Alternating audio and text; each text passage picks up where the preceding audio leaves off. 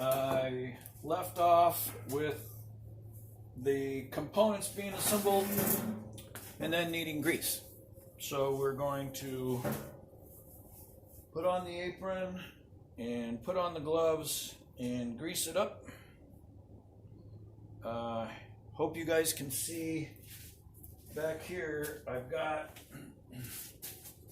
the cantilever frame, and I've oiled all the rusty spots and used a rag to clean it. In all the little places that are kind of hard to get at, you can use a strip of cloth and really get in there, and that'll keep the corrosion from growing. Now, I've got a different set of gloves here. These are disposables, and that just is a better way of dealing with grease, because anything that can be absorbed through the skin that's toxic is going to build up in your liver, so you don't want that. So here we've got some automotive grease. I've got a paddle here I can use to scoop out large portions. I've got toothpick where I can get out little globs to go inside the bearing cages.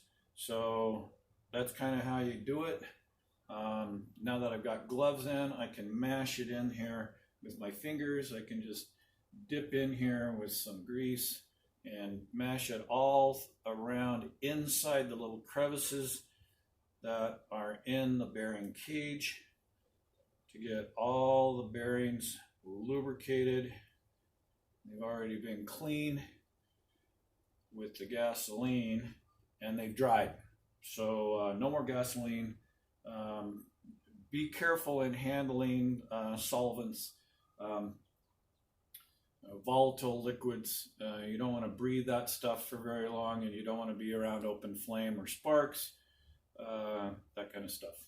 So packing the grease in here so that there's no gaps or air bubbles is the goal.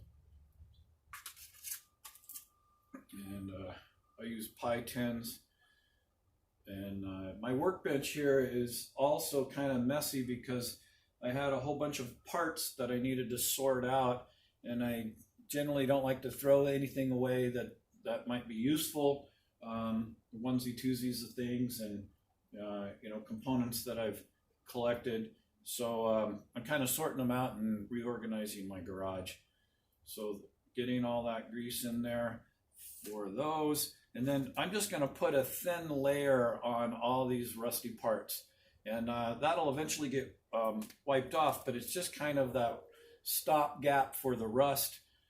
Keep it from growing on the nuts. And then in the threads, a little grease helps. And then on the races, when I go to assemble the bearings together on the race here, there'll be a bead of grease as well. This is just to prevent the rust from growing, make assembly easier when there are threaded components that have a lot of friction. You're going to want to have lubrication. So there we go, and we had assembled this dry. So remember, righty-tighty, lefty-loosey, except this is reverse threaded. So spinning that off, wiping it down, getting a little bit of grease on everything for now, lubing this up with grease. The nice thing about these Schwinns, the size of these ball bearings means they last a long time.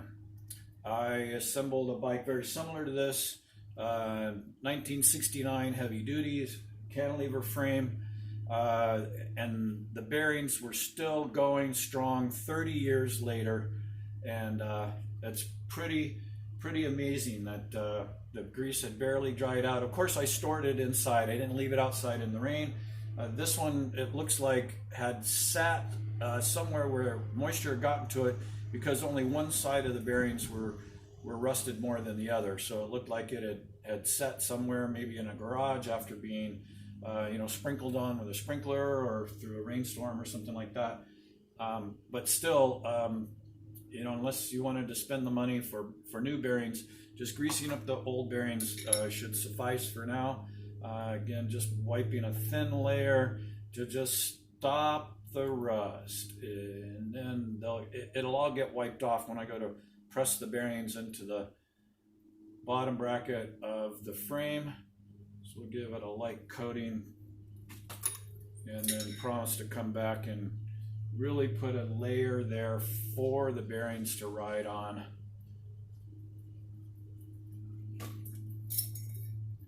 And getting a good amount pressed in there is the goal.